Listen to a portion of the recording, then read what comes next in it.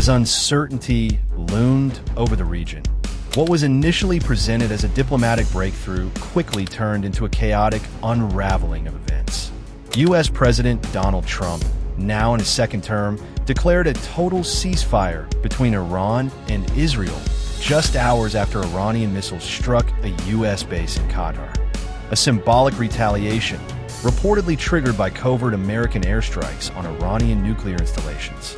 While the announcement briefly dominated global headlines, suggesting an end to weeks of rising tensions, the situation on the ground spiraled in the opposite direction.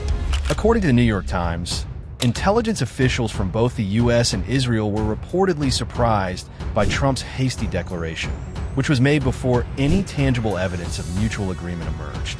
Moments after Trump's message went live on Truth Social, multiple Iranian ballistic missiles targeted major Israeli cities, with Tel Aviv and Beersheba bearing the brunt. The Times of Israel reported at least 4 civilian fatalities and several injuries in Beersheba, where a residential high-rise was reduced to rubble. The Magen David Adom Emergency Services confirmed direct hits on civilian infrastructure, including a hospital wing. Air raid sirens screamed through city streets, forcing terrified residents back into shelters. While Iranian state media later claimed that the strike occurred before the ceasefire's start time of 7:30 a.m., satellite imagery shared by the BBC showed destruction consistent with post-announcement attacks, raising doubts about the sincerity or even existence of any ceasefire. The Israeli government's reluctance to formally endorse the ceasefire highlighted internal divisions within the Israeli cabinet.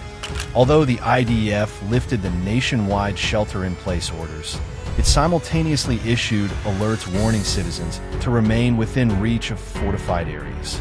This dual messaging indicated that the military considered the situation unresolved and fluid. In contrast, Tehran broadcast celebratory footage and claimed strategic success. According to Al Jazeera, Iranian analysts argued the missile attacks allowed Iran to assert its military resolve while avoiding a broader war, an approach rooted in Tehran's doctrine of calibrated retaliation. In Washington, Trump's all-caps assertion that the ceasefire was now in effect seemed more like a political maneuver than a product of confirmed diplomacy.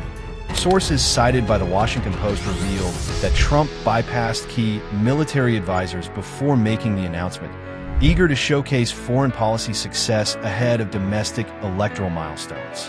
However, U.S. officials speaking to Reuters privately confirmed that the Pentagon had conducted targeted strikes on Iranian nuclear sites days earlier.